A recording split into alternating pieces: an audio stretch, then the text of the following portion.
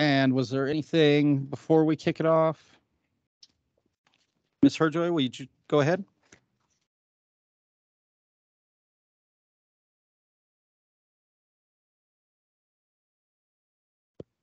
Good evening, Mr. Mayor and trustees. Thank you so much for taking the time to review our preliminary view of the 2023 budget. Am I not? Oh, thank you.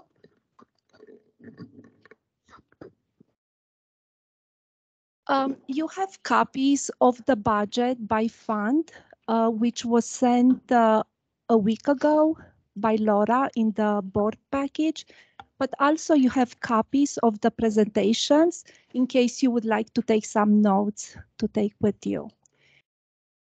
So tonight we're gonna go, this is the agenda, what we're going to present. So I'm gonna go over the general fund, the assumptions and the overview. Then we're going to review the other funds. We're gonna have an overview of all the other funds.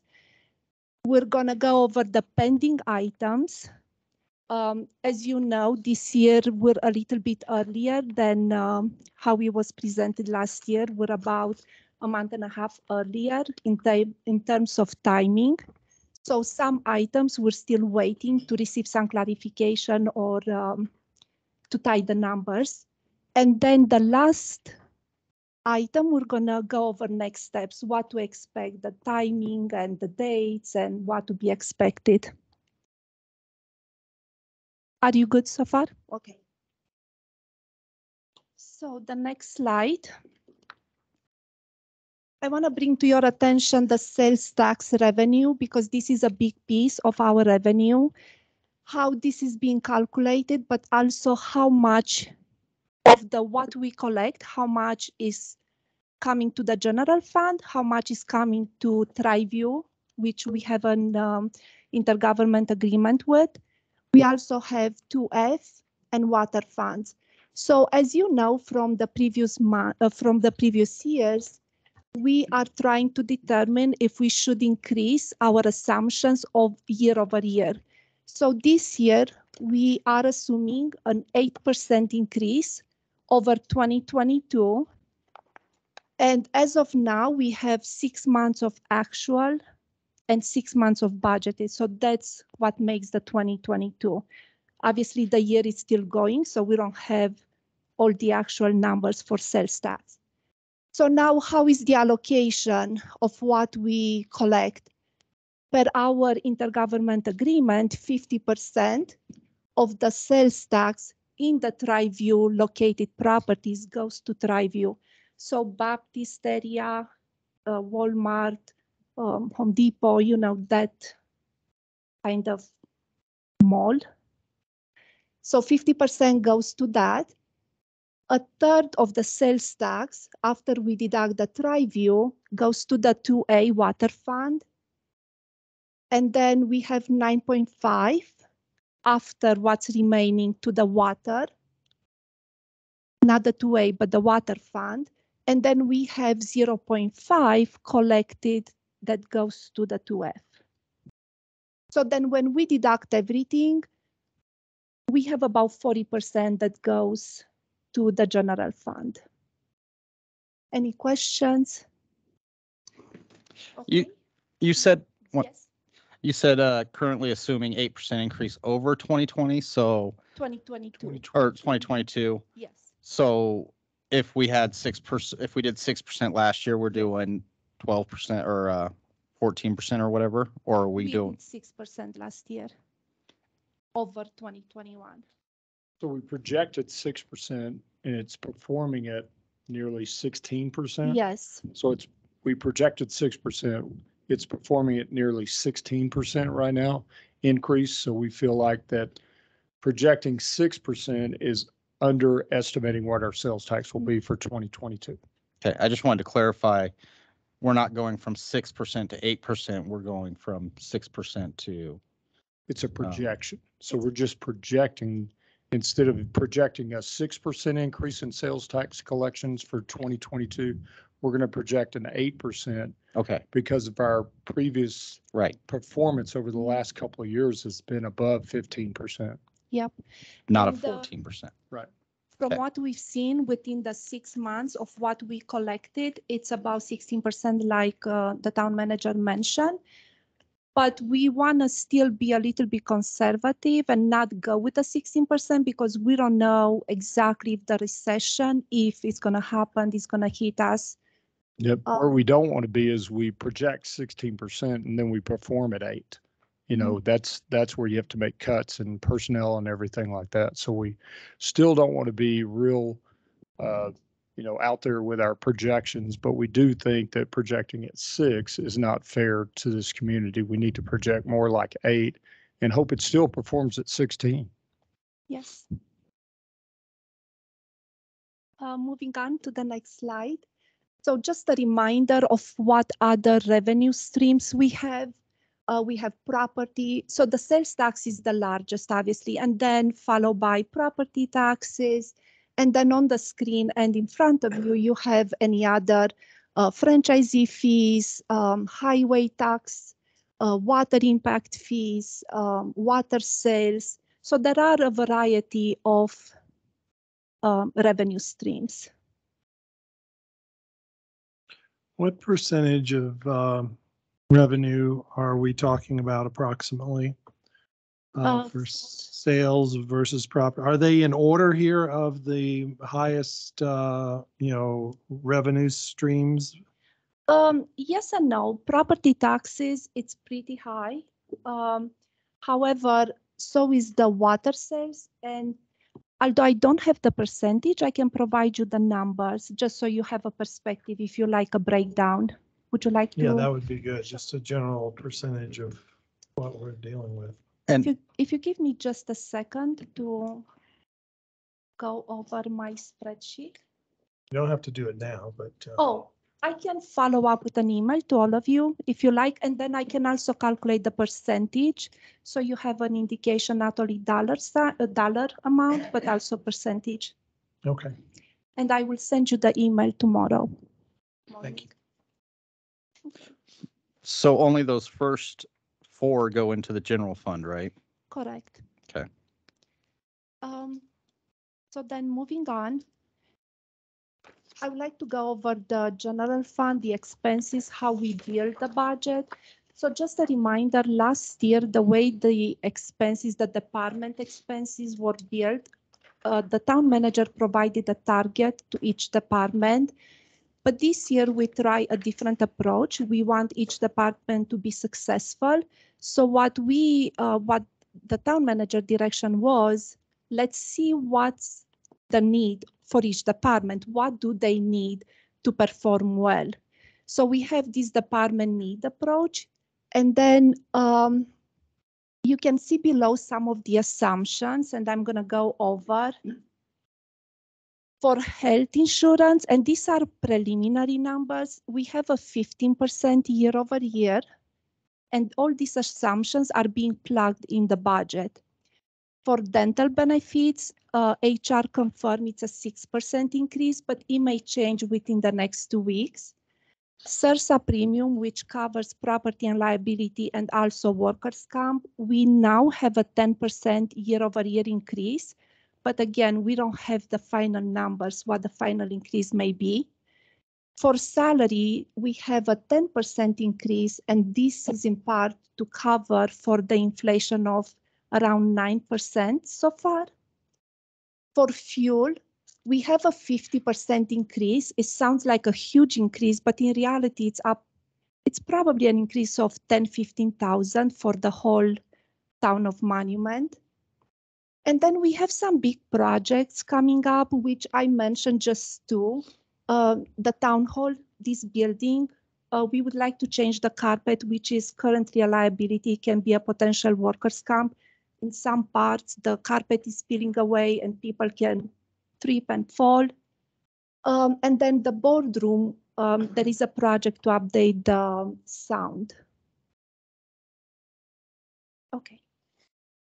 So these are the big assumptions for the general fund.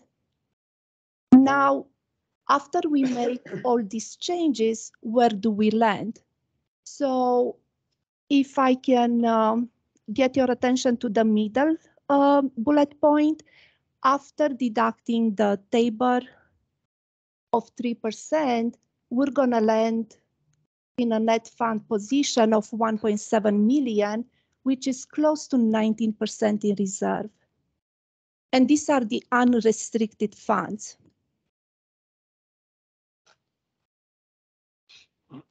And then I will kind of go over each of the funds. Any questions so far, or can I move on? Okay. I've got a question. Of course. Last year, we provided a 10% salary increase, Yes. and now we're doing it for inflationary reasons. I don't personally see the logic in that, Okay. but what percentage of the salary increase that was granted last year, a percentage of employees received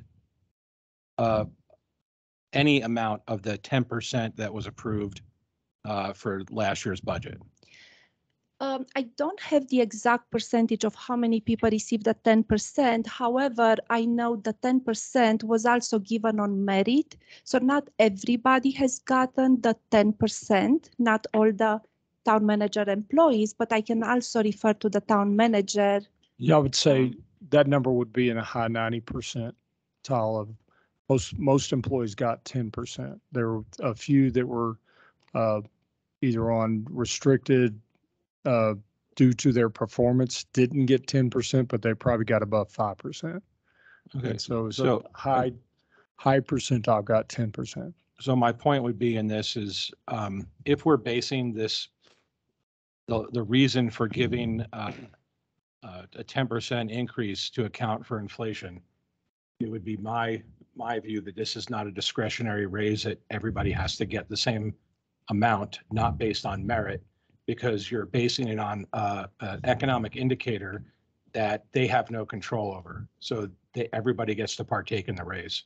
And I hear you, but that's one way that we control good performance versus bad performance. I don't believe in giving a 10% increase to a bad performer.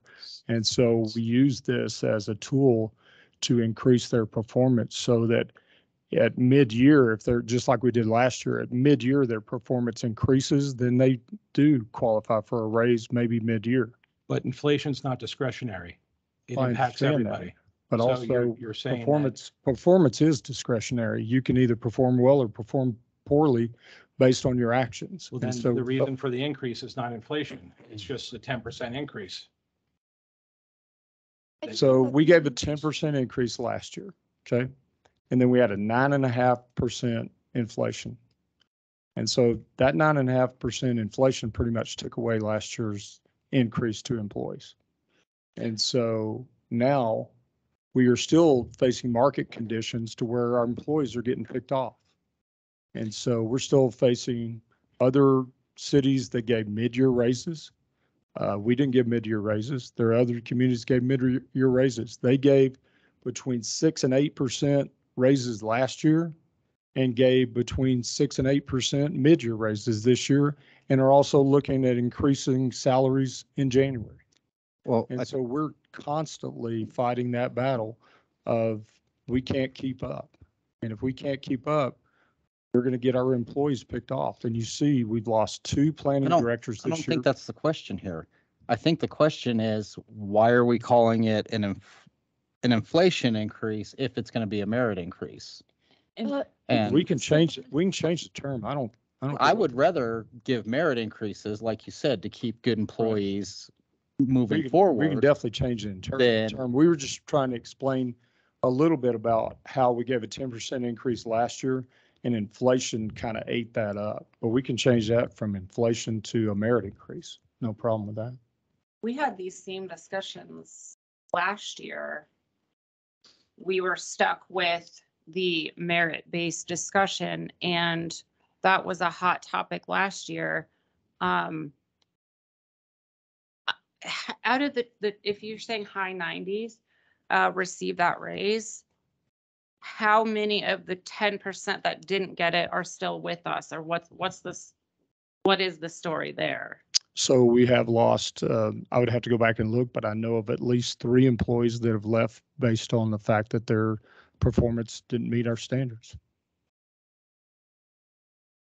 And they didn't receive a merit raise based on their performance. But then we continued to ask them to perform better, and they didn't perform better, and they're no longer here. Okay, thank you. I'm of the opposite mindset. I would be more comfortable doing it because there is such serious inflation. I would be more comfortable doing it across the board. We did a merit one last year. And I understand that. And I think if you're going to base it off other communities, did they do it across the board for It's a their mixed bag. inflation? Mixed bag. Some of them just gave across the board increases, especially the mid-year increases were given across the board. Some others at their review time were given merit increases based on their performance. So I think just as direction, and let me know if you guys disagree, but the board would like either you're giving a decision, you're giving an inflation increase across the board, or you're giving a merit increase as deserved. I'd rather have it be a merit increase based on what they deserve, based on their performance. Okay.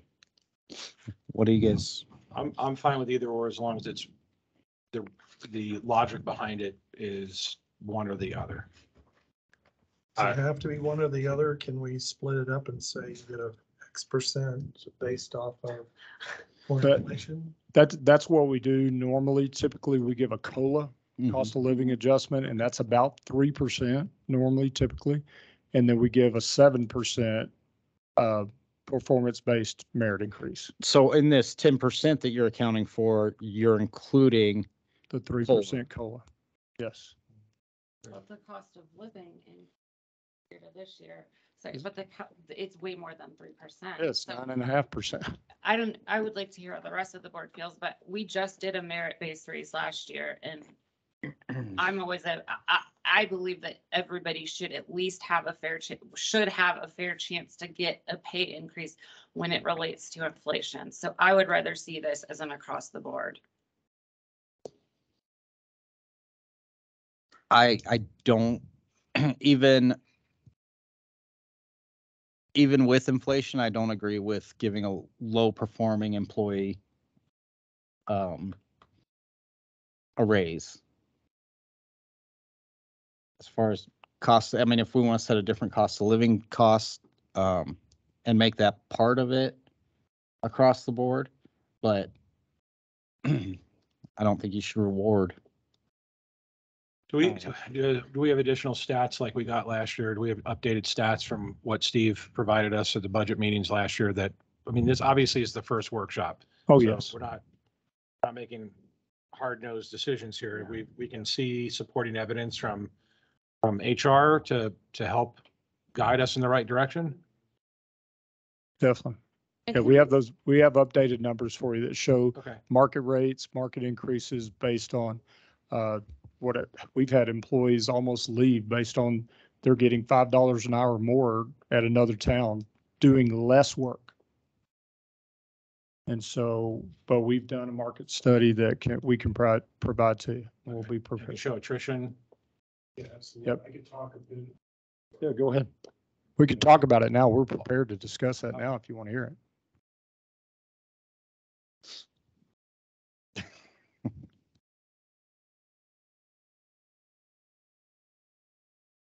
Microphone here.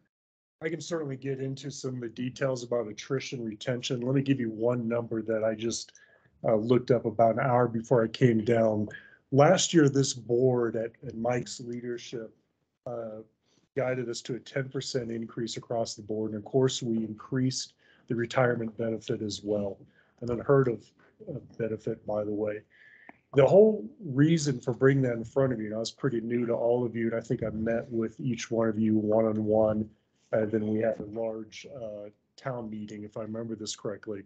The rationale for doing this was to stabilize our workforce. We had lost over $300,000 over a 3-year period of time in attrition.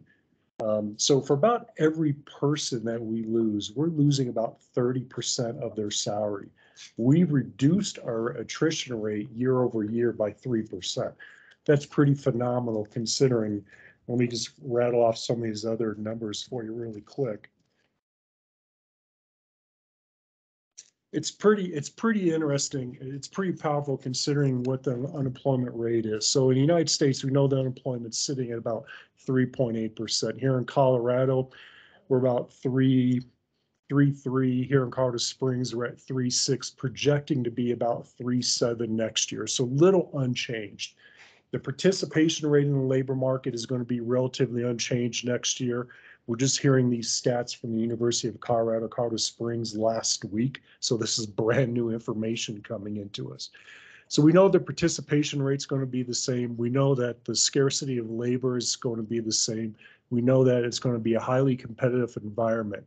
When I look at and I dissect who we're losing within the organization, and Mike Foreman just alluded to this, we've lost 2 directors in 4 months. Most of the people that are exiting this company could fall somewhat neatly in that bucket of professional and technical services. The positions that are often are becoming increasingly difficult to go after. So the further behind we become in the medium salary in the marketplace, the more difficult it is going to be to hang on to individuals, whether it's in our police department, our public works, or anywhere else in the organization. And the more difficult it's going to be for us to find and attract top line talent moving forward. I can certainly get into the breakdown of the numbers for you and schedule that time and show you the salary survey by classification by department that Mike asked me to go through. The numbers are going to be relatively what you saw last year. So I think the point is we didn't make any ground last year, because of other cities. And I talked to the chief earlier about this, was some of the methods that we used to increase salaries last year. Other cities saw what we were doing and they did the similar things. And then they did mid-year increases. And so that really, we lost ground instead of gaining ground. And so we can't sit here and not try to keep up with other cities that we're competing with, because I can tell you right now, I've had conversations with employees and we love to say, hey, we're a family. We love to say that we're a great organization to work for, but sometimes it comes to whether or not they can put food on their table. And so they'd love to work for the town of Monument, but they get a $5 an hour increase. And Steve knows this because he knows one of the employees.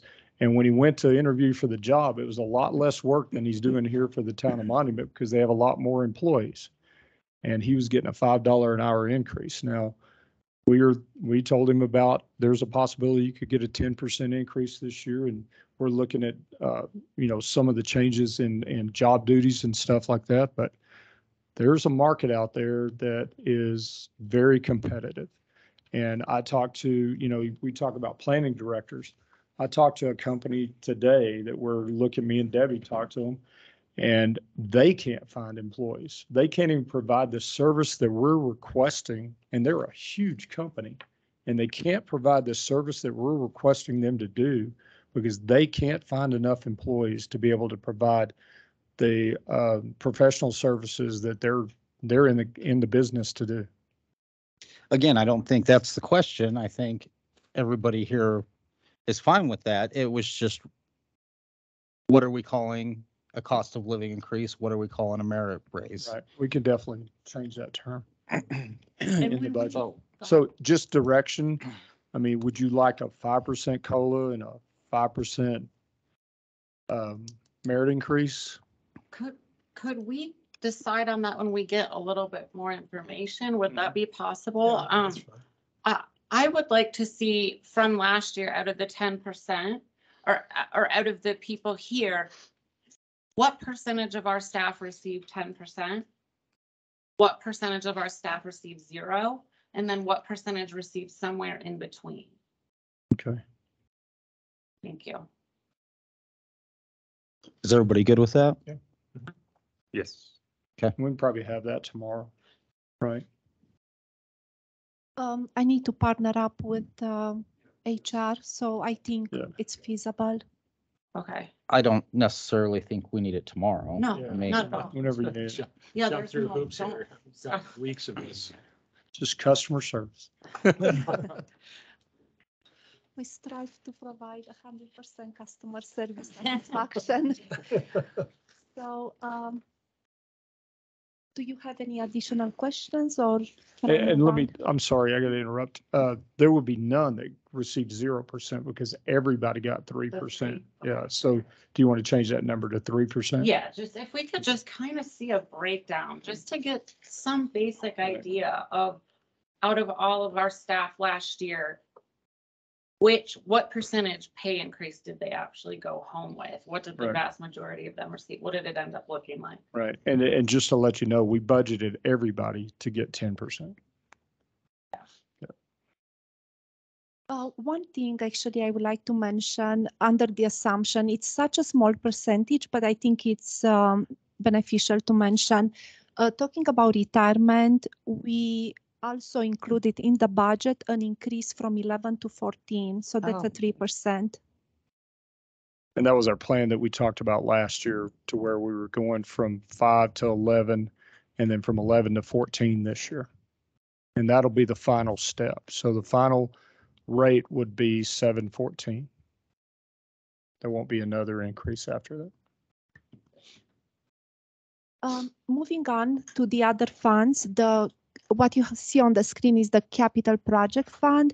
And just a reminder what this fund it's used for. This is used for use tax. I mean, the revenue comes from use tax, from highway, from bridges and whatnot. And we need to use these funds for streets, for road maintenance and whatnot. So the big project we are expected to continue in 2023, started in 2022. It's the Jackson Creek expansion. Am I using the right word? Expansion. We have preliminary numbers, so we expect to have around 12 million in expenditure, and so far we have about 9 million funds in revenue. However, I know the planning department is also applying for some additional grants. But these are preliminary numbers. On the next few budget review meeting, I will provide you the latest numbers. And just to remind you, this is not the total cost of Jackson Creek Parkway. Correct. This is just the money that we're going to be spending in 2023. So we expect to have, This is our share, this 12,046,000 is our share of the project for expansion? No, No. that's the amount of money that we'll be spending. Now, we have $8 million in there from grants, developer contributions, and other forms of funding such as HUFTA tax, road bridge tax. So we have all of that in there. We need to come up with a difference of about $3.2 million. And Debbie has been helping us. And I think Chris is going to be able to take that over in applying for additional grants that are available at this time to try to make up that gap. okay. The next funds I would like to review with you is the water fund and 2A, kind of review them together. We have very healthy fund balances, and the plan expenses in 2023, and I just gave you some examples. We have some projects to, maybe Steve, you can speak about it. The new 2.0 water tank pipeline, 5.6 meters pipeline. It's about 11 million. So this is just a list. We're still working with our project manager, with Tom Tarnish and the water department to make sure the timing of all these projects is going to fit in 2023 and the numbers stay the same. But this is just a preliminary view. So you see what they have in the pipeline as of now. A couple of things that we're budgeting for next year. As you know, we received, I think, $4 million in grant funding for the loop project. And so we're still going forward with that. We'll be designing and working on that, but that is probably a 3 to 5 year project, probably more closer to 5 years to be able to get that completed and actually get water to the town of Monument. So in the meantime, we've looked at 3 wells that we need to drill. And we have, as you can see, we have a really great fund in fund balance in our water fund, in our 2A funds. And so those 3 wells, Steve, what are we estimating those cost? About $1 million a piece? With 2 right now. Yeah, so about $2.5 million out of this fund balance to get those. Now we're going to do 2, and we've got 1 other location, a 3rd location that we could if we need it. But these are Denver Basin wells, correct? And so the cost of drilling them is a lot cheaper. And the water quality is better. And so we're looking at getting those done next year. So that'll be in the budget. That's just to fill that gap between now and getting the loop project completed. It'll give us a lot of security and hopefully not have to do any kind of water conservation measures in the future to where we have to, cut off people based on irrigation and stuff like that. So, okay. Thank you. Community Development Fund, we don't see any movement since 2022. The revenue kind of comes in similar to 2022.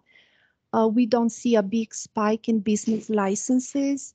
The expenses are still the main expense is the salary of the executive administrator, and we also have some marketing events. We have concerts for the parks. We have I want to make sure Party for the parks. Party for the parks. Yeah.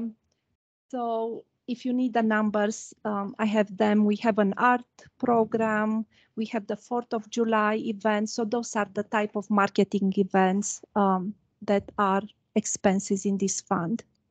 I have questions on the park stuff. So every summer we just did our 6th annual concerts in the park. Is the entertainment acts, the bands, is that paid for by the town? It is. That starting this year it was. No, the weeks and weeks of Like the Wednesday night Wednesday. parks. Wednesday night. Yeah, Does Wednesday. that we This pay is the them first year that we paid for that. first? But we got sponsors to help defer the cost. Okay, so did we go into the hole for that? Or did we make a profit? Because I can't find anything that shows what's going out. When I even look at the bank statements, I mean, I don't know who's who, which band, things of that. And I was trying to figure out for Party of the Parks and the concert in the parks, did we go into the hole for Party for the Parks? And if we did, I'd like to know how much. Yes, we And- went in the whole $17,000. We made that report. We did? There was a Think so. report on it? I think I told you personally we went in the hole.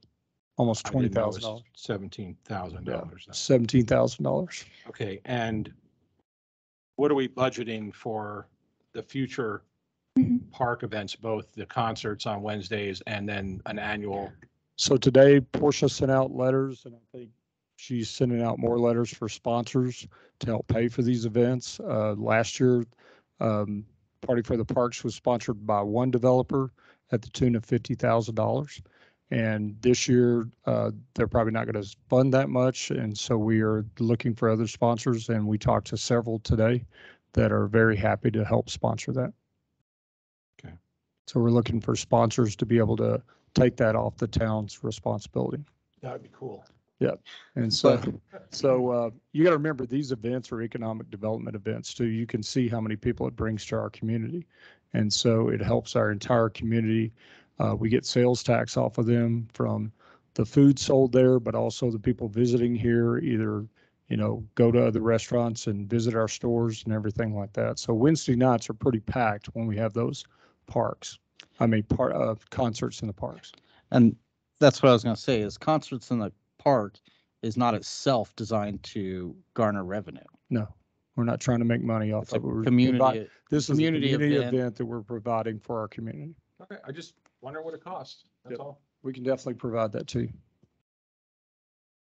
Also, it's not unusual for when you establish a new marketing event in the first year, it's not unusual not to see a profit because not everybody in the community have heard of.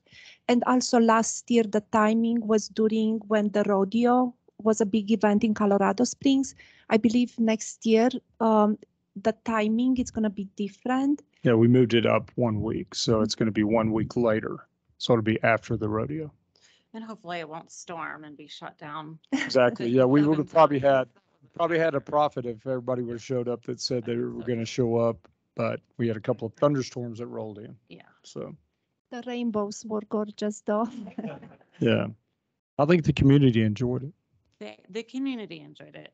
I think, I think that everywhere that I looked, people said they wanted more of that. So we saw that all on Nextdoor, all on Facebook. People are still coming up to me and saying how much they appreciated it. Yeah, and I mean, you talk to people about the Wednesday night concerts. They love those. They love so- it. I mean, I have friends that live 30 miles away that come up to Monument. And honestly, Trustee Lacan, we took that event over because they were passing the hat.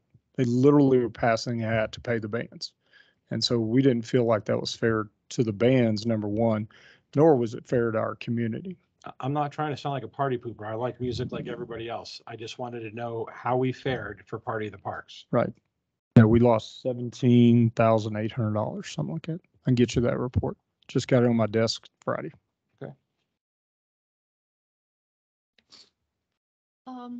So Mike, you're gonna send, I'm just gonna put it on the things to I send. think Madeline can send that out. She's got it. Okay, can I move on to the next fund? The traffic impact fee fund, we don't see a lot of changes either. It's pretty much similar with last year. This fund is used for small projects or some road maintenance, but not huge projects. The stormwater drainage impact fee fund, similar with the traffic impact fund, it's pretty consistent year over year. It's possible we're gonna use the $2 million ARPA funds. We still have some discussion. So we received from ARPA during COVID about $2 million in 2 tranches. So we may use that for the stormwater project for the JCP. So, but we're gonna make all these updates once we tied up the budget a little bit more. Any questions so far on these 2 funds? Okay, the park fee fund, actually this year is gonna be very exciting because Madeline is gonna work on the parks master plan, which is gonna cost us about $150,000. We received some estimates and that's the amount we have so far. So hopefully this is gonna bring some additional improvements and provide additional services to our citizens. And Madeline, do you want to cover where the revenue for that is coming from?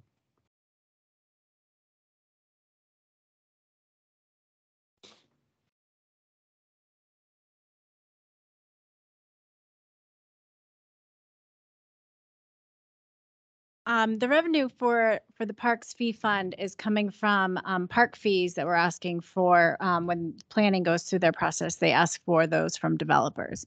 So historically, we had not been collecting those fees, but through an audit last year, we determined that we should be collecting those fees. So that's where the revenue is coming from.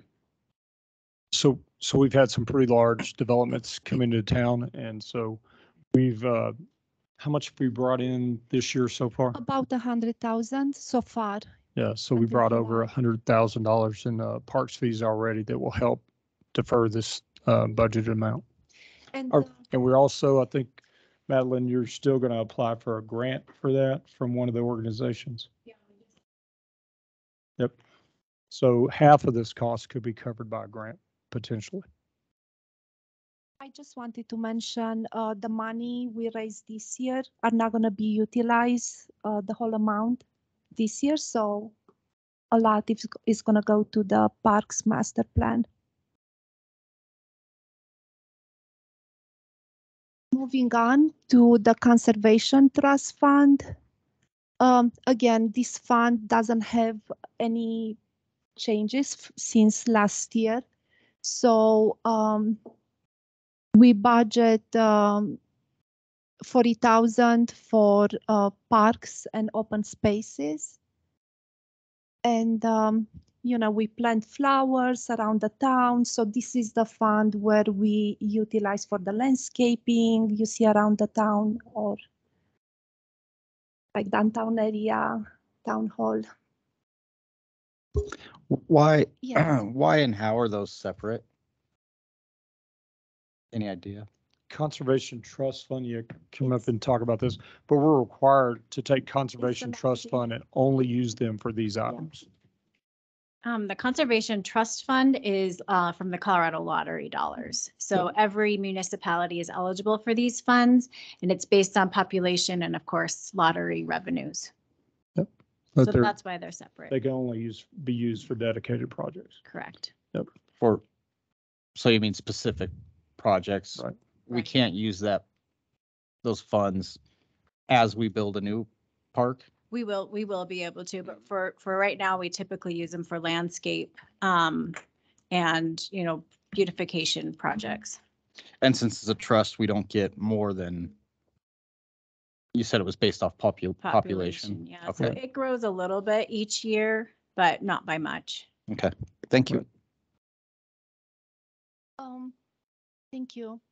So in terms of what to expect from us, as I mentioned, when we went over the assumptions, we're going to have better numbers for you for medical, dental, SERSA. We expect to receive these numbers within the next 2 weeks. And then also we will provide you a better timing of our water projects. Those are large amounts. And also we're going to tie the numbers a little bit better based on our discussions with construction companies, timing, and so this is what you will expect from us.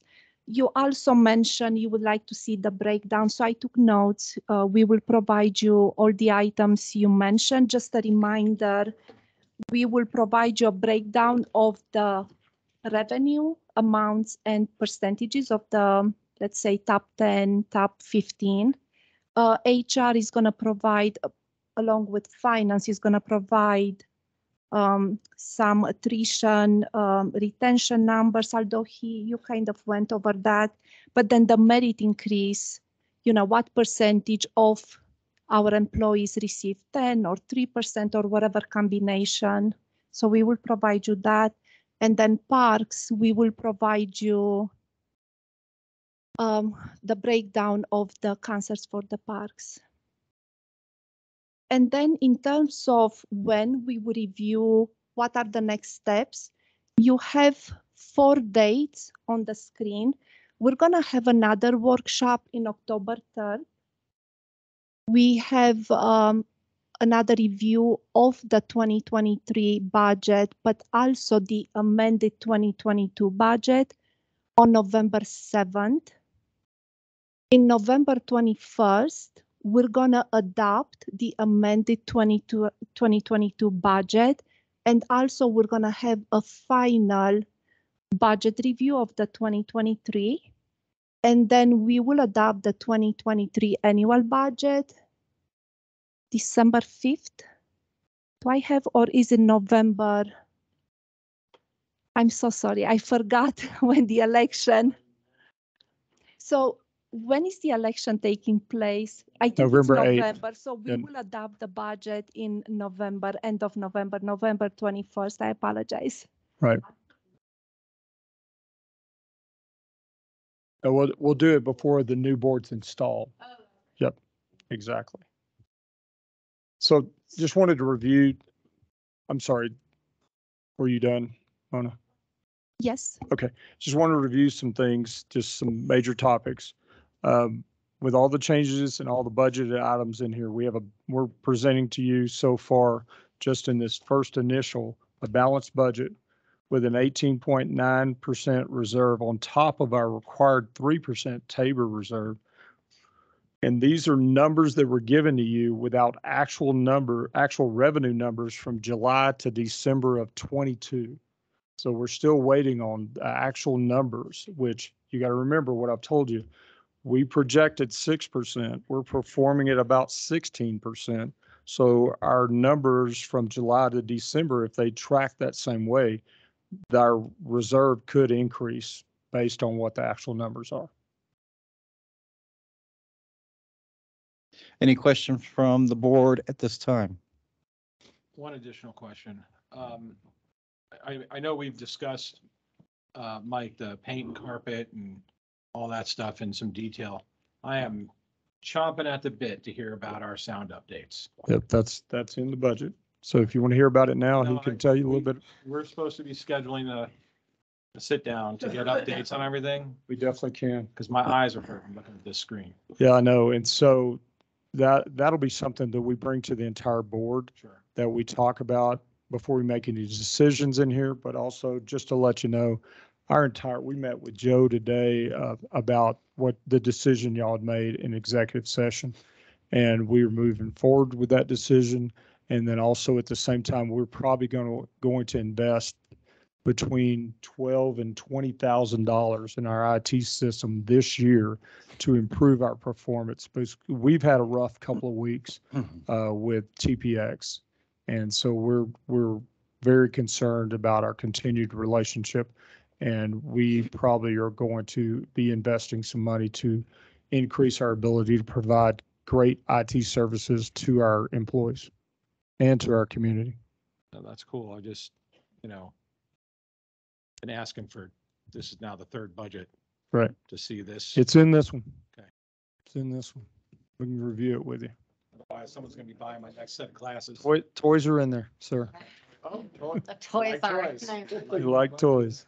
I'm gonna start bringing my own in. Thank you. Trustee, You're welcome. And if you like to know the amount we budgeted for the boardroom sound, I can send you in the email Right. as well. Thank Yep. you. Thank Trust- you. Trustee Ramos? I just had one question. I think you had mentioned it earlier, but how many, it could be a ballpark number, but how many staff members would be eligible for the 10% increase? That'll be that for 2023. Correct. So we won't know that till we do reviews, depending on how we set it up. If we do performance-based, we won't know that till we do reviews, and each director will make that decision. But every employee would be eligible. Every Correct. employee is Yeah, I just eligible mean, for. how many are in this pool? How many staff members are currently here? Because I know earlier you had said it was 90%. And the reason why some of them didn't get it because they were, I'm guessing, their first year, I think is how you'd mentioned, they were junior or there was some kind of. No, they just So it was did not. all just the merit, the ones that didn't get Right, it. it was based on their performance. Okay, I thought I had heard Or you lack say of. something about some other rule as well. So how many staff members do we have that would be eligible for this if it was a merit-based system How many staff members do we have total, Mona? in this pool? Because I see the budget number, I'm just trying So to get the number of members. Pool, it's about 87 employees for the whole town of Monument. Now, we don't know if all of them will qualify for the 10%. They may qualify if we decide 5% it's cost of living, COLA. They will qualify for that, but not for the 5%. And that's something to be discussed with their managers. Great, thank you. I And- just wanted that number. I appreciate it. Of course. And based on that question, are there unqualifying factors for the merit-based salary? So if you get a promotion December 31st and it gives you an extra 20% income, then come January 1st, do you get another 10% raise? We haven't had that happen too many times. We try for that not to happen because, yeah, I hear you. Well, it did, I- did happen before you Yeah. with the odd structure we had for a while in the police department. Exactly. We've had that conversation this year. And so we're allowing the managers in those departments to make those decisions. Okay. We're given 10%, and how they give that out is up to them. But if there's step increases or there's, promotions and stuff like that, then the 10% is included. I know, I was just wondering if you had any markers, because I know some companies do 6 months. You can't get a promotion and then Yeah, more than a 7% raise within Right. a 6 month Yeah, period. that's pretty much how we're working it. Yeah, so some of the considerations besides just performance-based and behavioral-based was also time and seat. So if someone walked in the door a week before the Board of Trustees issued a 10%, they were not eligible. So we'll revisit those eligibility rules with Mike and move forward with that. So there will be maybe some of those that come in late in the year, Mayor, that will not be eligible. Well, I'd like to make sure those are separated, so the board is not wondering why one person wasn't eligible. And sometimes a promotion may be more than 10%. So Mhm. they may be Right. going from one level to a whole totally different level. Right. And so we use that 10% as part of that promotion. And so it's not in addition to, they don't get the promotion and an additional 10%. It's typically, they may get 20%, but that 10% is part of that. But going into this next one, just playing devil's advocate here, if we're saying that inflation, which is obviously the cost of living increased so much from 2021 to 2022, that if somebody's moving from position A to position B, we're saying that position B is already underpaying.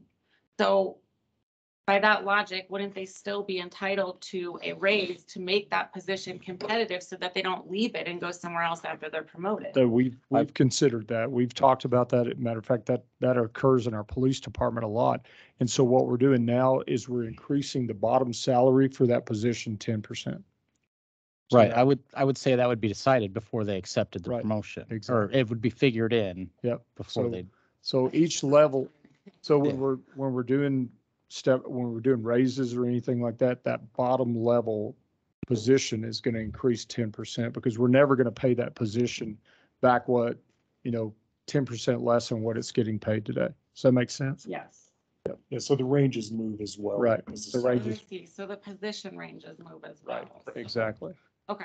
Yeah, Thank you. because we're never going to be able to hire somebody in for that lower range. We've realized that. okay, are there any other questions before we wrap up this workshop? Thank you. Thank you so much for your Thank you. time. I know Yeah. this is an additional hour to your schedule. Appreciate it. Besides the questions you ask and besides the information that we owe you, is there anything that we're leaving out that you want that we need to answer at the next meeting so we can be prepared other than the IT Well, toys? there are some things, but we'll wait till December 5th to bring those up. Thank you. Thank you. December. All right, at this point, we'll declare this workshop complete and recess for about 7 minutes before the regular meeting.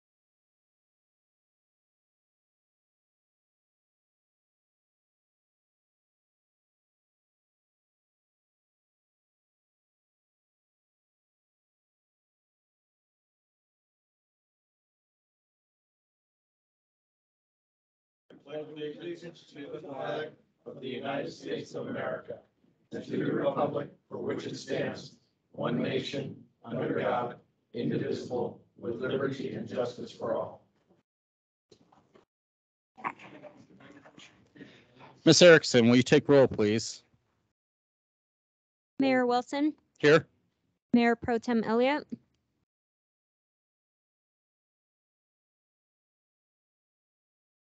She appears to be online. Mr. Anderson?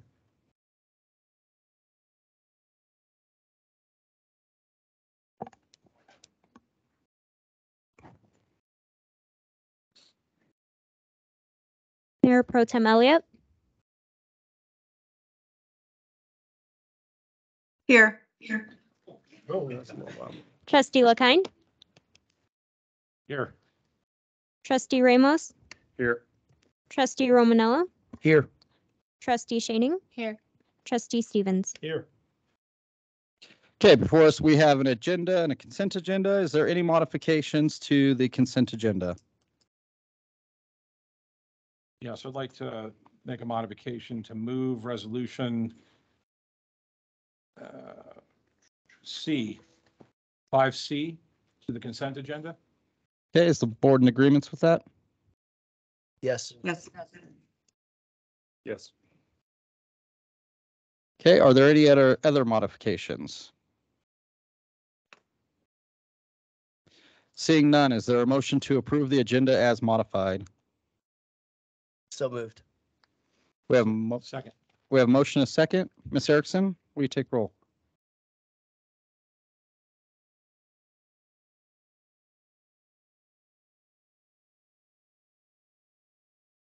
Trustee Ramos, Yes. Trustee Shaning, Yes. Mayor Wilson, Yes. Trustee LaKind, Yes. Mayor Pro Tem Elliott, Yes. Trustee Stevens, Yes. Trustee Romanella. Yes. That motion passes, and item 5C is part of the consent agenda. Item 4, lot drawing to determine order in which candidates will be listed on the ballot. Ms. Erickson. Good evening, Mayor and Trustees. Tonight, I'm going to ask somebody to volunteer to pull names from my bin, and I will read the candidates for the election. I believe Dr. Summers just volunteered for that. Dr. Summers. Awesome. So for mayor, we have James Romanello and Mitch LaKind. If you wouldn't mind coming up and drawing names for me.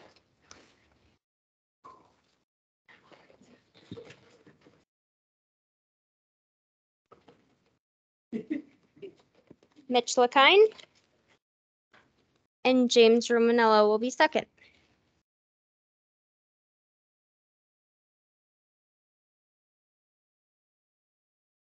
Okay, so for trustee, I have 7 names. I have Santa Abbott,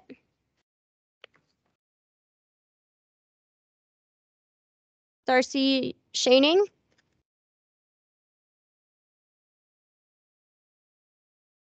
Redmond Ramos,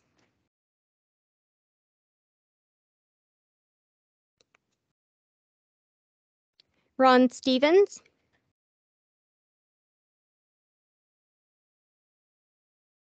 Marco P. Fiorito,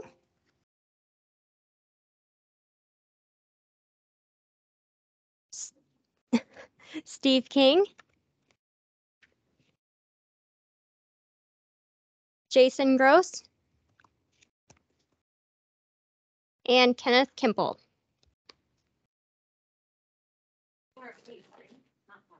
The right? Might be it. 2, 3, 4, 5, 6. Yep, there is 8. Sorry about that. Sorry, there's 8. My bad. Ron Stevens.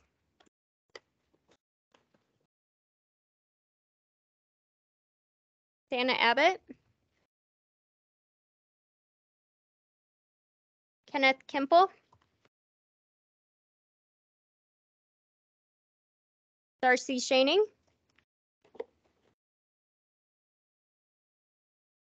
Redmond Ramos, Marco P. Fiorito, Steve King, and last is Jason Gross.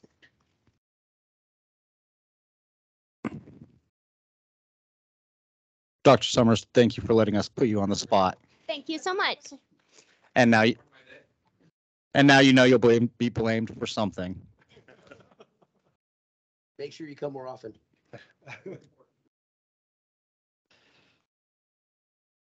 Does that conclude your presentation? Yep, that's it. Okay.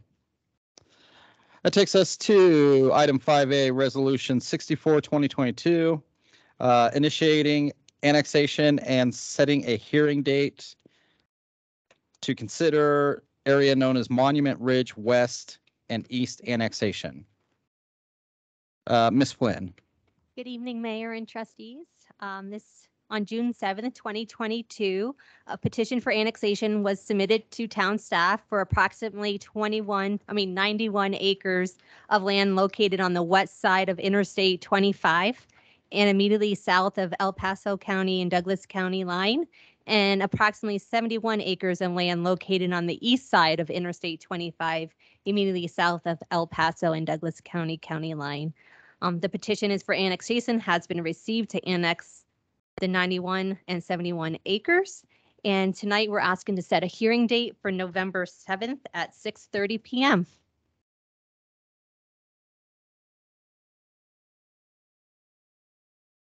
Does the board have any questions or concerns about that date?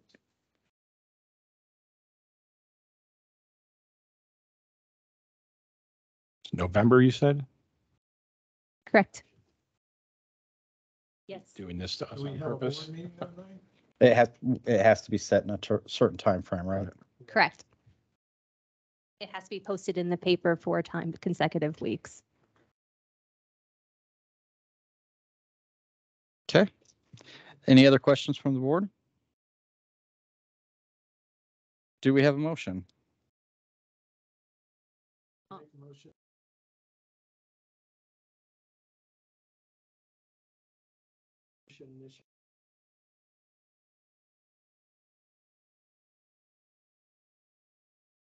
Consider annexation 7th at 6:30 p.m. Second. We have a motion and a second. Ms. Erickson. Trustee Shaning, Yes. Trustee LaKind, Yes. Trustee Romanello, Yes. Trustee Stevens, Yes. Trustee Ramos, Yes. Mayor Pro Tem Elliott, Yes. Mayor Wilson. Yes. That motion passes 7-0. That takes us to item 5B, Resolution 65, 2022, resolution appointing an alternate member to the Board of Adjustments. Ms. Flynn. Yes. Before I start, I just want to let you all know this is my last resolution, my last board hearing, and it's been a pleasure presenting in front of you all. Is there a slide deck for this? No slide deck. Any You don't have to slides? hear next slide or anything anymore. But Resolution 65, 2022, Erica Treat has applied to serve as the Board of Adjustment as an alternate. According to our Land Development Code, 2 alternates are allowed for Board of Adjustment, and this is one of our alternates. Therefore, we have 1 more alternate space to fill, and then our Board of Adjustment seat is completed unless Home Rule Charter is passed. Ms. Treat will fill one of the 2 alternate positions, and it will start today, September 6, 2022, and end December 31st, 2023. If the Home Rule doesn't pass, but if it passes, then there won't be a Board of Adjustment. Planning Commission will be the Board of Adjustment. I'm here to ask to approve this resolution, 65, 2022. Is there any questions on this resolution? Okay, seeing none, do we have a motion? I'll move to approve resolution 65-2022, a resolution appointing an alternate member to the Board of Adjustment. Second. We have a motion and a second. Ms. Erickson? Trustee Stevens, Yes. Trustee LaKind, Yes. Trustee Shaning, Yes. Trustee Romanello, Yes. Trustee Ramos, Yes. Mayor Pro Tem Elliott, Yes. Mayor Wilson. Yes. That motion passes 7-0.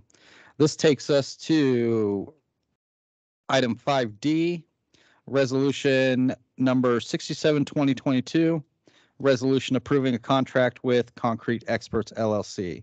Mr. Sheffield. Thank you, Mr. Mayor. Yeah, again, I think you guys were all provided some background on this.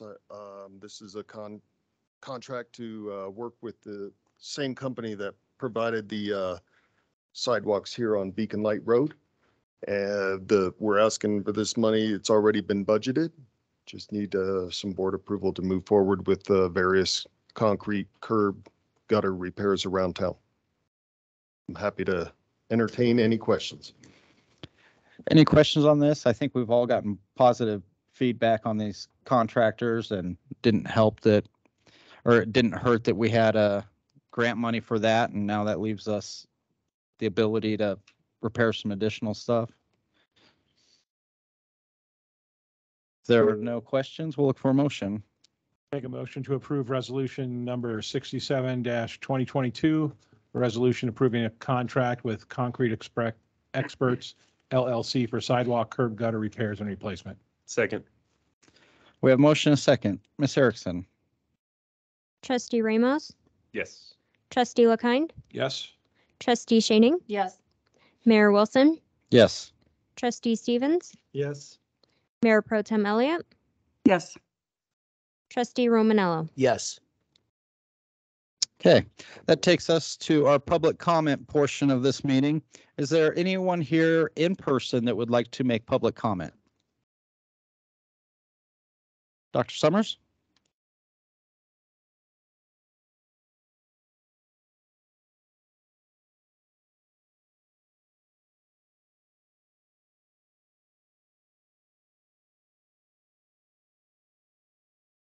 Thank you, Mayor Wilson and Board of Trustees. So I have a handout that I'm just going to provide a copy of because I'm going to try to, in about 3 minutes, summarize a very big item that is before us as not just a school district, but our entire community in Lewis Palmer School District 38.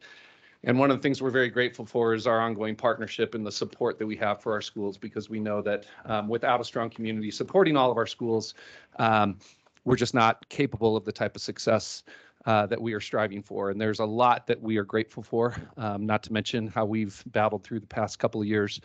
I would say that our teachers, our staff have done nothing short of heroes work in really continuing despite all the disruptions and all the challenges that we've faced. But our biggest challenge that we've probably faced to date is we have a significant disparity in teacher and staff compensation that is really born out of multiple years of a funding system, which I do not have the opportunity to go into a ton of detail with you all here tonight. And I guess one of my asks is we would be more than willing, if there's time at an upcoming agenda, for us to spend a little bit more time unpacking this issue with you, because as you will see just from this handout, the issue is more than just one that's related to, well, we don't want to support our schools or our teachers, because I would tell you that many people do, and we appreciate that support. But in terms of a compensation gap, based on independent analysis that we've conducted over an extensive period of time, going back to last year, we are at least 10% below what the competitor landscape in all the other districts are within El Paso County. So you can see those districts right here, and you can see corresponding to that dynamic is we are currently funded the very lowest out of all these 11 school districts. And I just want to highlight for you what a little bit of this data represents, both in terms of the School Finance Act allocation, which is those PPR, per pupil revenue funds that we receive. Based on that formula, we just do not have as significant of a population of students that qualify for free and reduced lunch or Title I funding. So that's one of the dynamics. But where we're also really short is in the mill levy override section of how districts are funded in the state. And so I always like to draw our attention to Cheyenne Mountain School District because they are very similar in size. They are similar in demographic of the geographic area. And we are 2,000 below per student in funding. And the reason for that is because you can notice that Cheyenne Mountain has an MLO where there's $2,581 per student. We are currently sitting at just $620. The last time an MLO was passed was in 1999. That was passed on a fixed dollar amount of $4 million. And back in 1999, that was amazing for the community to support us. But we have had a very difficult time over the past 23 years to secure additional taxpayer investment. And we'll be very clear about this. That's exactly what this ask is an ask of our taxpayers. On average, $500,000 assessed home valuation by the county would stand to increase their taxes by $258 a year. Where that would get us at about 5.4 million generated revenue. Of that 5.4 million, Monument Academy would have a portion distributed based on their per pupil allocation. So that's about 18 to 20%. They would come in right around $1 million.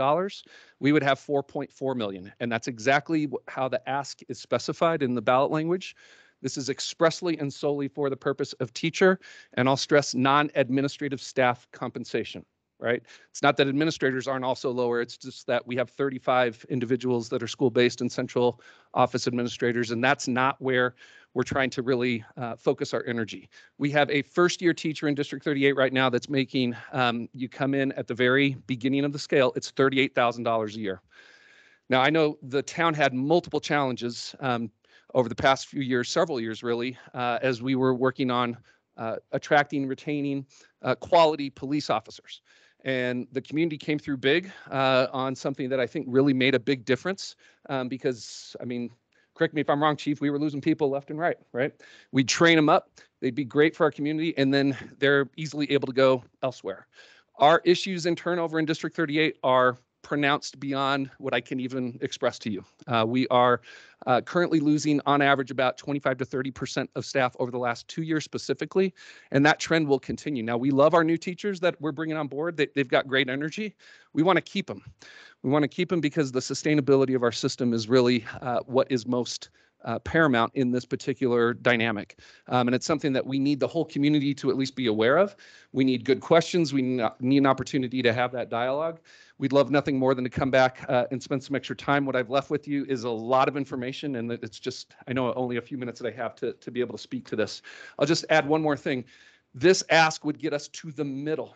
It would get us to the average of what other districts are paying. We're not even getting in near to the level of the upper paying districts in the system. We're trying to do this in a manner that is respectful of the investment that we need from the community, but also at some point has to come back to how are we going to maintain and sustain all the excellence that we're about in District 38. So I appreciate the time.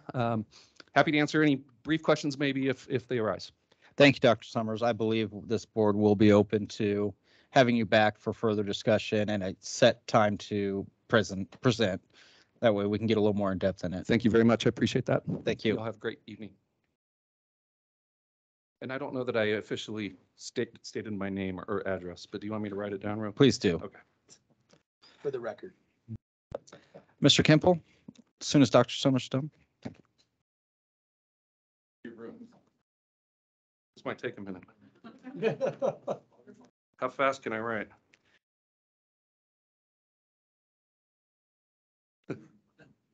Thank you very much.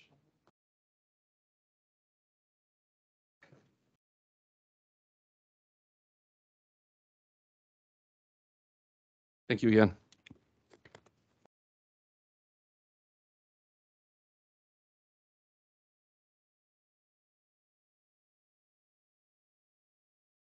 Evening, Board. Kenneth Kimple, 16151 St. Lawrence Way. Not going to bring up anything political or anything like that, but I do want to bring the attention about the developers continuing to work after scheduled hours on weekends and holidays. Many of us have called the police after notifying staff personnel via emails to complain about work being done by the developers, the contractors, and subcontractors, which goes directly against the town's municipal code, section 8.20.050, hours of operation, which is Monday through Friday, 0700 to 7 p.m., Saturday, 8 to 6, no work on Sundays or national holidays. Yet we continually hear construction well outside these hours. In recent weeks, I've even emailed Debbie Flynn at almost 11 o'clock at night, a little bit after 11 o'clock at night, to complain about pneumatic tools going off in Sanctuary Point, which is well beyond the 50-foot buffer behind us. I know I'm not the only one that's called. We've called the police on multiple occasions. I know I'm not the only one.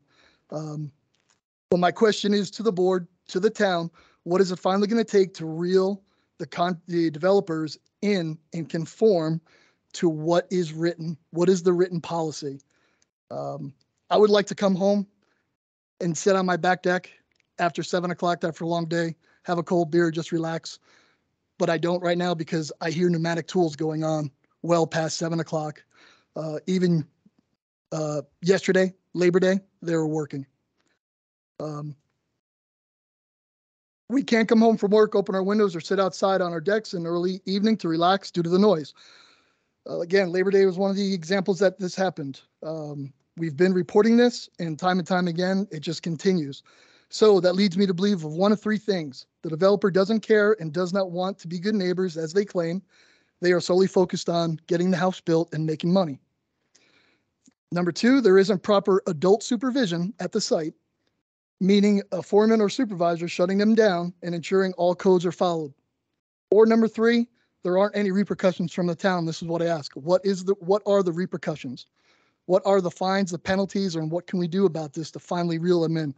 Long time ago, I can understand the development going on in multiple areas. There wasn't a lot of communities built, but now you have more communities built than where they're adding to. And I think it would just be the right thing to do. Best business practice is to educate them and then to set a policy where they're either fined or there's some kind of repercussion. Thank you. Thank you. Is there anyone else here in person that would like to make public comment? Seeing none, Mr. Anderson, do we have anyone online that would like to make public comment? Okay, then I'll close out public comments and we'll move to item 7, board authorization items. It does not appear that town staff has any board authorization items. None at this time, sir. Does anyone from the board have a board authorization item? Are we going to be discussing the sign issue, or are we putting that? That's during board comments. Okay, so okay. What about entertaining a time for Dr. Summers in the future? Mr. Foreman, would you look at the upcoming meetings and find a time that works for our meeting agenda and Dr. Summers? Yes. Is that good with the board? Yes. Okay. Any other board authorization items? Okay, seeing none, we'll move on to Board of Trustees comments. I will make one. Chief Hemingway, will you touch base with code enforcement and Mr. Kimple and make sure code's being enforced for construction sites also? Yeah, I apologize. I stepped out to speak to Dr. Summers for 1 second. What is this area? Because we have been dispatched and have addressed a couple of issues, but what's the issue in question here? I think Sanctuary Point. Sanctuary Point construction going on after the hours we have set forth for construction to be happening. Yeah, the code reference was 8.20.050. Yeah, we were out there for one a couple of weeks ago. I'll check with CAD to make sure we're getting them dispatched, and also put our special watch. That's the first time I've heard of the ongoing problem with it. Okay, thank you. Board comments? Just as a question, do they get fined, the developers, if they're if this is a repeat problem? Do we have something in place? So a repeat problem, we can look at the code through the abatement process with a lien. But right now we're restructuring, we're waiting for part of home rule, but we're restructuring the fee schedule in the courts to address quality of life issues, lawn, cars parked in homes, potentially the camping issue. So we're looking at how we can drag those into the municipal court. And Mr. Rivera, he's given us some guidance. We're dealing with the prosecutor and the municipal judge on it now to come up with an easier fine schedule. But typically, it's been the position of this town since I've been here for almost 3 years now, that we go out and we look for voluntary compliance and we work with the people so they A, understand the law, but B, understand, the quality of life issues that's causing. And 90% of the time we do get voluntary compliance. So we haven't had to go into a lien process or a overextensive fine process so far. And one thing I'm going to do tomorrow is I will be contacting the HBA and talking to them about some of the things so that they can get the word out to the builders and to some of our developers, but also I'll be calling some of the developers also to get that word out that we're having this issue. Thank you. Awesome. Thank you both. And I have, every time I get Mr. Kimple or his neighbors' emails or phone calls, I do forward them to the general contractor and the developer. And they're made aware. They did not know that. They have told the contractors the time of construction and they've been going against them. So every time I get their emails, I forward it and they inform them yet again. Would you include code enforcement with that? Yep, from now on, I'll do that. Thank you. Mayor, if I could just add, there's a code compliance component on the website. Any code can be reported on there. And not only that, we can track it for purposes of the nature of how ongoing of a problem it is. Thank you. And also, Ms. Flynn, I apologize, we got moving there. Thank you for your service with the town. I understand that you are moving to another state because of a spouse's job, and we wish you the best of luck. Thank you. I appreciate it. Thank you for your service. Appreciate you. Other board comments? So I guess I'll say it now. We're having some sign discrepancies with the new code. There's a lot of questions from candidates and signs in places I guess they're not supposed to be, but Mike can update us. Yeah, actually, I'm going to let your attorney, Joe Rivera, update you on this. I believe part of the confusion is the fact that this is a new code. So this is the first election under the new code. And the issue that I researched was basically may temporary signs. I believe we all kind of have a picture in our mind of what a political sign looks like. Vote for Smith. The plastic, 18 by 24 plastic sheath on a metal band. So can those type of signs be placed in right-of-way areas? And the code is pretty clear on that. The code, and I sent an email and I believe it was forwarded to you. The code basically, first off, let me start by saying that municipalities, local governments, state governments may regulate signs, generally speaking, so long as those regulations pertain only to, let me get the wording right, time, place, and manner restrictions. So there's very limited ability to regulate the content of the sign. So, I use the example of a political sign, but I want to kind of at the same time make sure we're talking about that, but move away from that and just focus on temporary signs. So any type of sign that is temporary in nature. And so we as a town are able to regulate time, place, and manner restrictions. We cannot without a very good reason and regulate any type of the content of the signs. So in terms of time, place, and manner restrictions, because it is a temporary sign and because it is in the public right-of-way, the code is pretty clear that it can't be there. The code requirement is that temporary signs must be placed in, where is it? Let me find the exact citation. Private property. And so that's pretty much it. So the reason is the rationale for the right of way is that that's considered in most instances part of the road. A right of way there's the center line, and then the asphalt goes, let's say 25 feet on either side from the center line. And then the right of way often extends another 15 or 20 feet. And that right of way is still considered part of the road, even though it does not have actual asphalt on it. That's considered part of the roadway for future expansion, for construction easements, for utility easements, things like that. And so that's public land. And because it is public land, the code is pretty clear that temporary signs can't be on it. Can you clarify one thing real quick? The sign you explained, were you talking specifically about yard signs or anything? It was specifically about, they're called temporary signs under the code. But you gave 24 by. Yeah, and so they're basically, really what it means is signs that the code is actually pretty in-depth about regarding various types of signs. So there are permanent, semi-permanent, and temporary signs. And so a temporary sign is a special category of sign that is temporary. It's not illuminated, it's not set in a foundation or anything like that. Okay. And there's a special set of rules for temporary signs. Okay, I was just making sure you weren't referring just to one type of temporary sign. Those rules also have exceptions.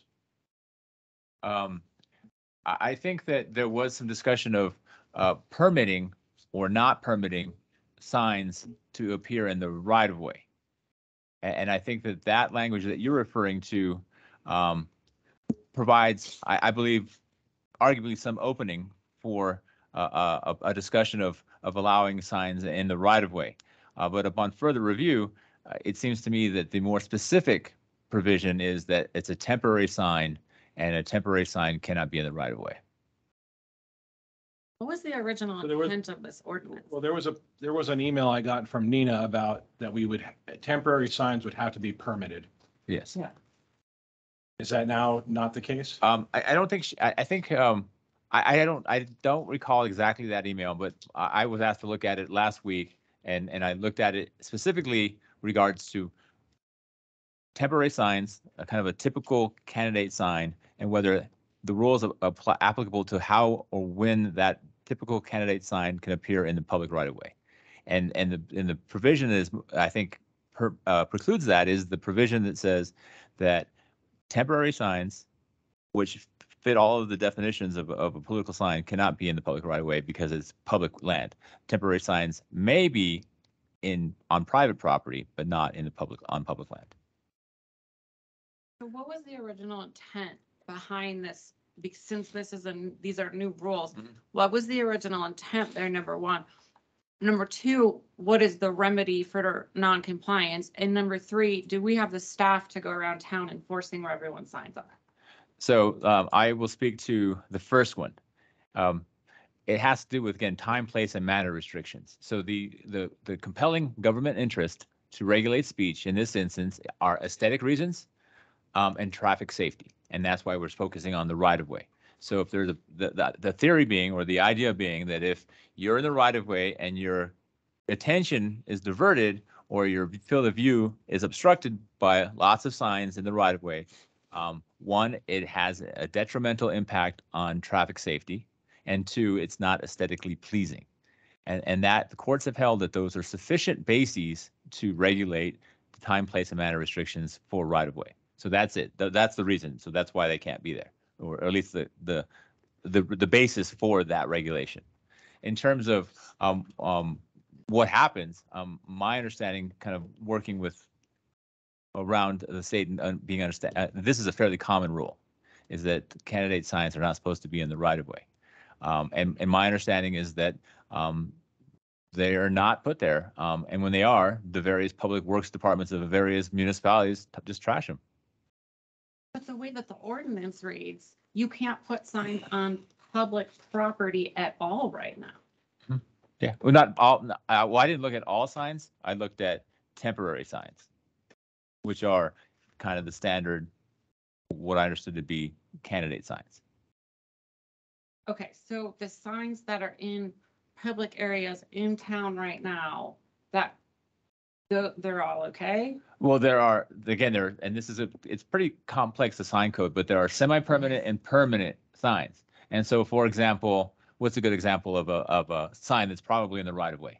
When you drive down to Colorado Springs, the Olympic City kind of banner up to the right when you're driving south in Colorado Springs. I think that probably, I don't know for a fact, but let's use this as an example. So that's most likely, let's assume it's in the right of way, and it's certainly a permanent sign. So that was given permission, probably through the process contemplated, similar to a process contemplated by our code. Someone had permission to place that particular sign in the right of way because it was a semi-permanent or a permanent sign. Which is, it has different, so there are different rules applicable to permanent, semi-permanent, and temporary signs.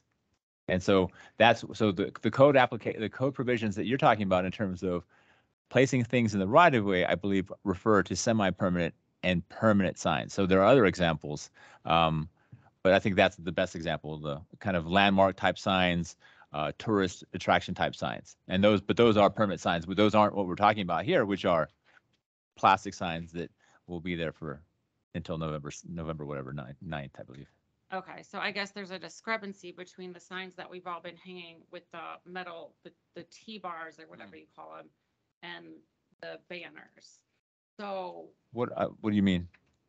like the 3x5 banners and the 4x8s, those are technically temporary, but they're dug into the ground. So the way that this ordinance reads, I'm not clear which signs are permitted in public areas and which aren't. So I guess I just don't understand how the staff is to know and which staff are supposed to be going around.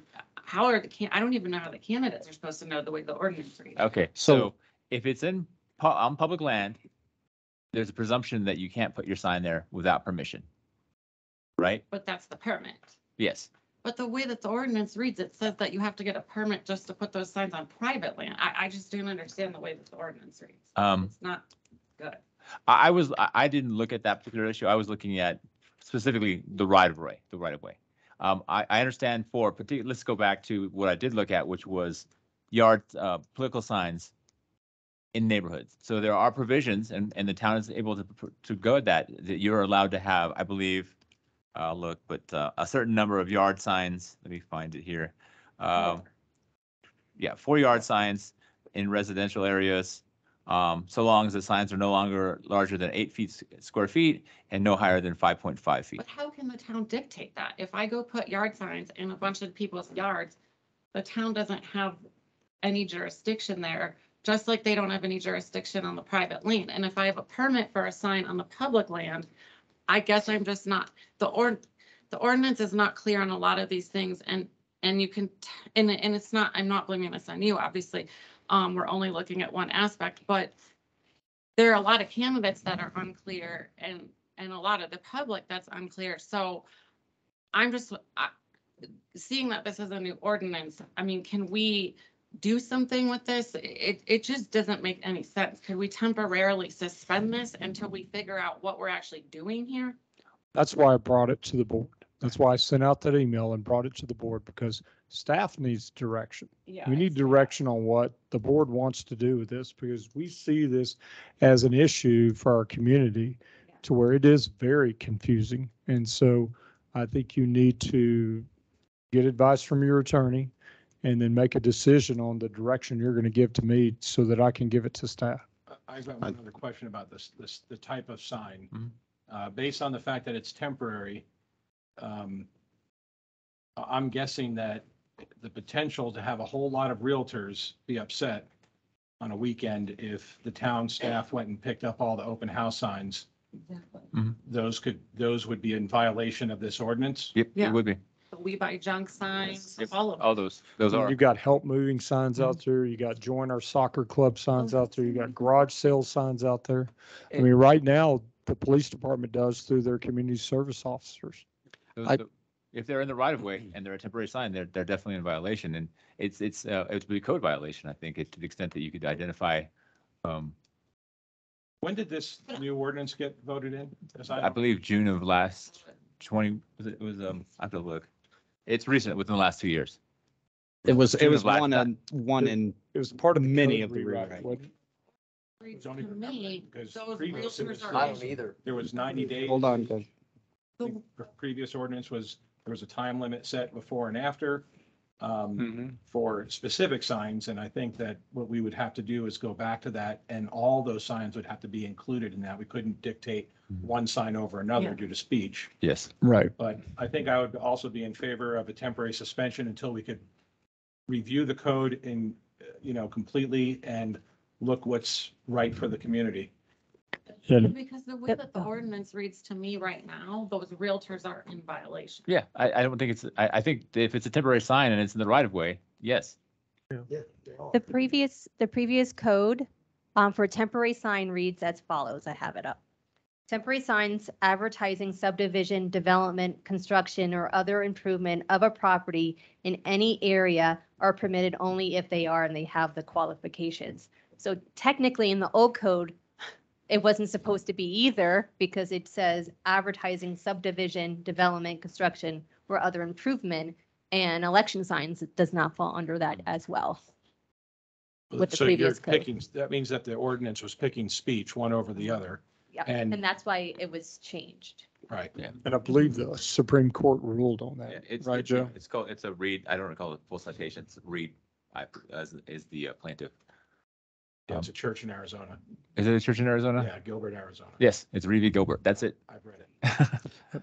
So I would think this late in the game, we would almost have to suspend it, review it.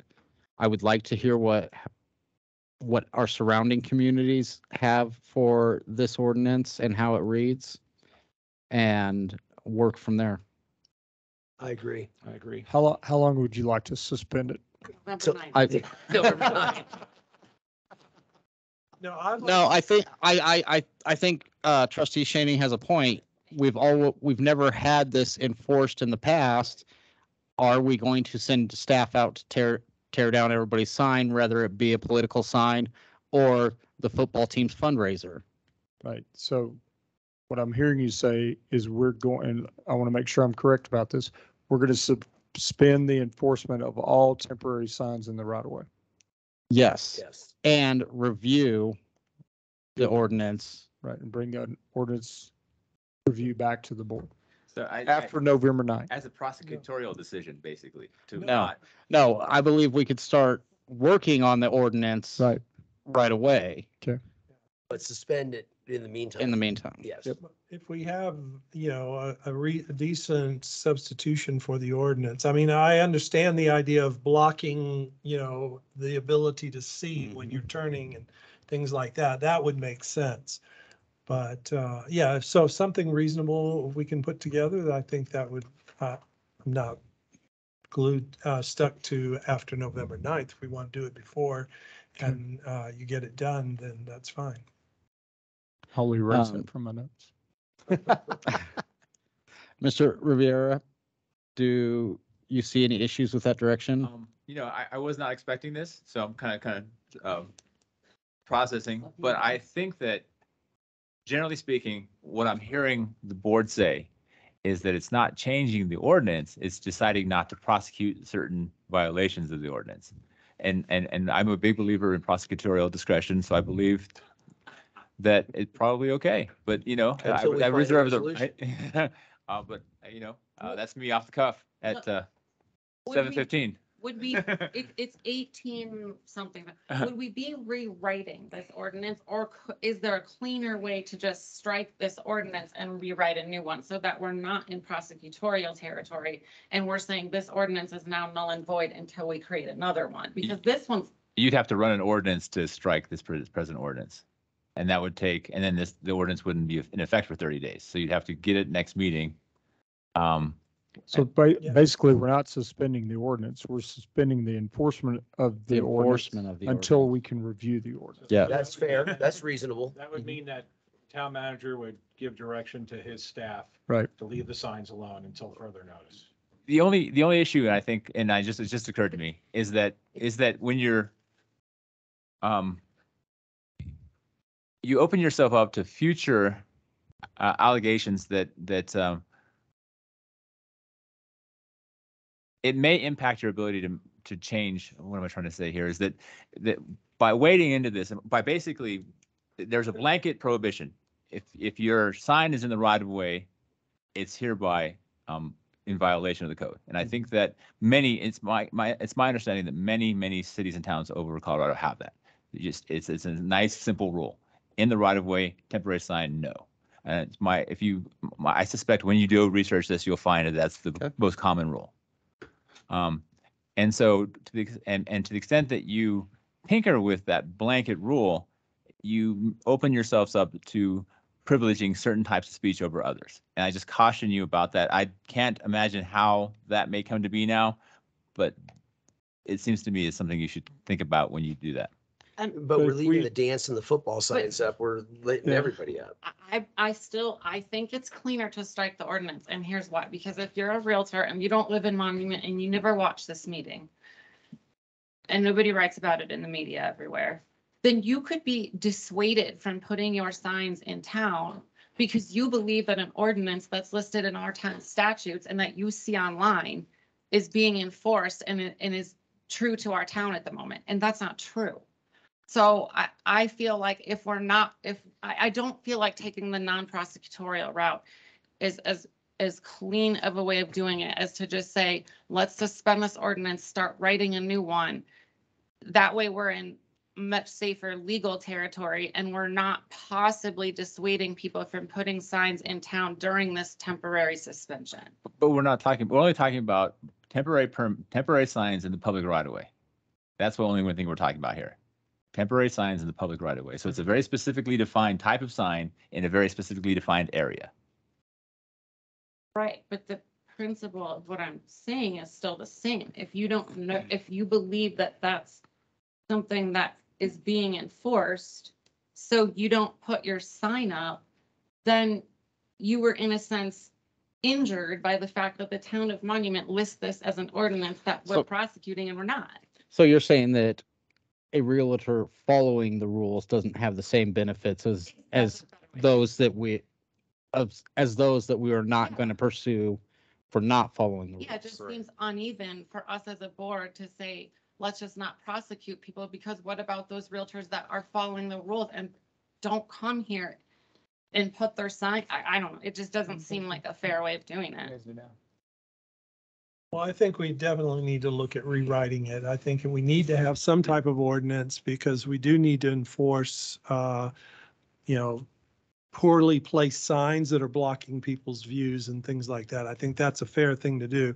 But I also don't think if the Boy Scouts or somebody selling their home, forget the political side of it, but if someone's wanting to put up a sign, I think that's a fair thing to do. As to permit that, as long as it doesn't obstruct, the drivability on the road. But that gets into the content. Pardon me? That gets into the content of the sign.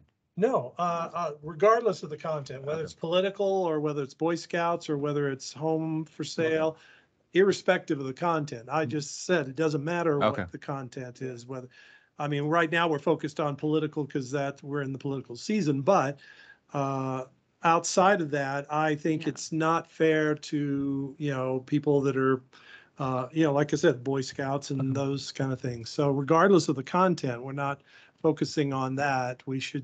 But we do need some rules as far as the place and as long as it doesn't obstruct the view and the ability to drive.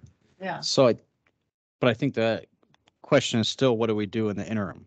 So do you think it's cleaner just to strike it and then redo it rather than not prosecute, so to speak, like Trustee Shaning was saying? To my understanding, it's going to take 60 days to strike it. Oh, you can 30 days from the next meeting for the ordinance to take effect. So You can 40, 45, call an 50 emergency days. meeting tomorrow. It may not even be a huge issue. I just feel like to those realtors that don't live here, don't know, to those candidates that want to put signs here, but don't yet know that we're not going to prosecute. It sends an uneven. Yeah, and the other issue is just think about how many signs are going to show up perhaps in the right of way. That's just think about until we fix it. Yeah. Until we make a decision. It's a very short period of time. I don't. We're talking about 60 days at the most here. ordinance created with an issue in mind. No, I think the ordinance was created to match similar ordinances. Previously, we've never enforced it, and I don't Right. think we've ever had an issue other than general dislike for somebody's signs. We're talking about 60 days anyway. No, they matter redid what. all the code. I mean, it Well, wasn't, 60 days, 63 days. If they you wanna didn't, be- they didn't pick this ordinance out. They did a code rewrite where Right. a lot of stuff was changed just to update This it. ordinance to me just seems like one of those things you would use as something that brings up a host of unintended consequences for something that we never really even had an issue to address. The issue is how do we deal with it? Right. I think for now, we need to strike it so that we can get that out there, have a totally even message across the board for anyone who might want to put signs down until we figure out exactly how we're going to handle it. And then I think there's better ways of writing this ordinance and simply addressing safety and people's ability to drive. Okay. Even with striking the ordinance, we still have the issue of whether or not it's enforced between now and then. Which we already said we're not going to enforce it, so we're already prosecutorially doing it. Just as long as we're on the same page. So, Well, we can bring an ordinance up to strike it at the next meeting and then at that point decide whether we want to vote on it or not, but at least it's on the docket. we could do that. Is the board in favor of that? Okay. Mr. Foreman, do you feel like you have direction? I do. Do you want us to start over? Mr. Foreman, can I ask one question here, just for clarification? We're talking prosecutorial. No, are we talking responding also? So we have options here. We can tell the complainant we're doing nothing and read about it on Nextdoor for the next 3 years. We can take the report, leave the sign, and then 4 of the reports down the road, if we determine it is an ordinance violation now and it doesn't get changed. So is the direction to do nothing at all? And I'm going to legal on that question because it's not one of those statutes or crimes that is a mandatory enforcement. Right. But just because we're not prosecuting it is the expectation of the police department not to respond to the call at all. In many ways, it's no different than Mr. Kimple's concern. Exactly. It really is. It's very similar. It's a code violation. Right, it's a code. It's not a. But those codes are to be enforced. This one is to not. But are we gonna publish to the community that we're not gonna be enforcing it? The way it sounded. Yeah, the way it sounded. Oh, sorry. Well, why would we expend our time on something that we're, sorry. So typically what Mine we're was seeing more is for him. somebody in somebody's camp telling on somebody else's campaign sign right now. Exactly. So we're going to tell somebody that's running that camp that we're not responding either at all because it's under review.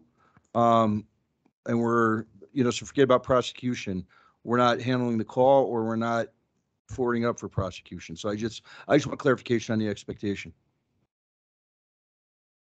I think, Glad I brought this up. well, it would probably be cleaner to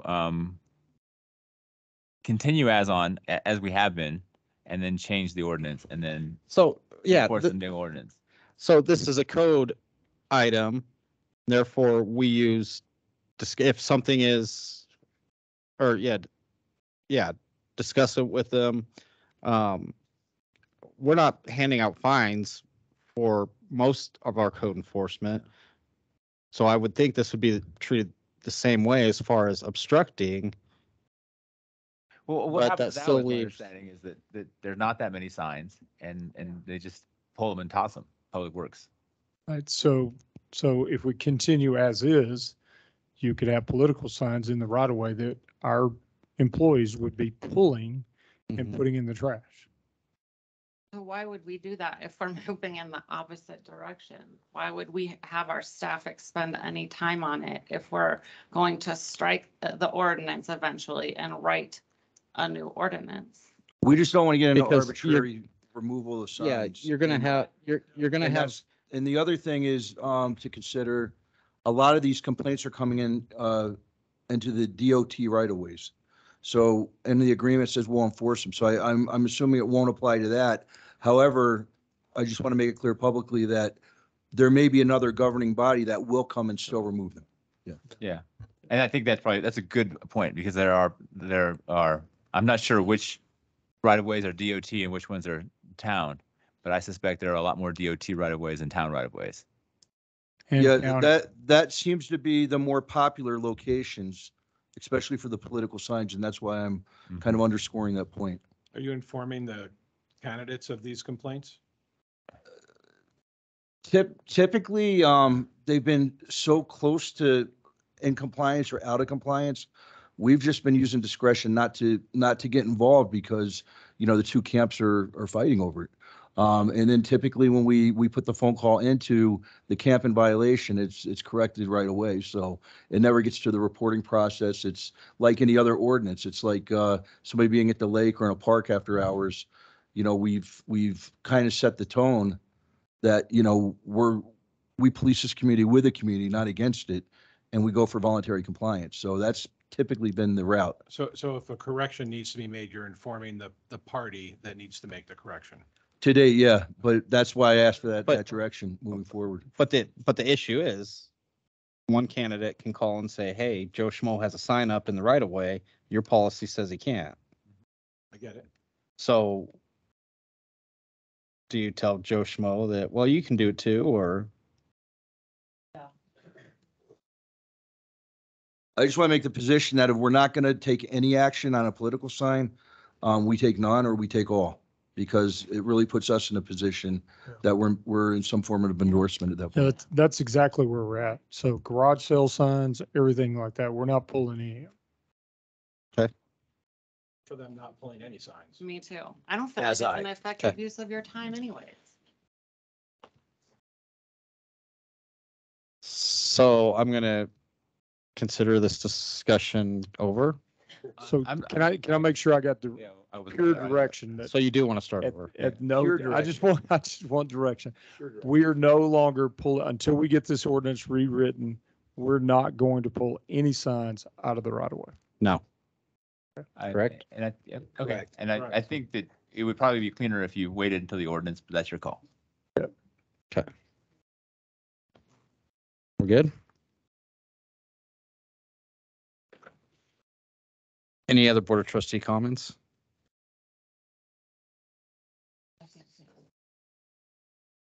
Seeing none, we'll move on to item 9. Do we have a motion to adjourn? So moved. Second. All in favor? Aye. We are adjourned. There you go.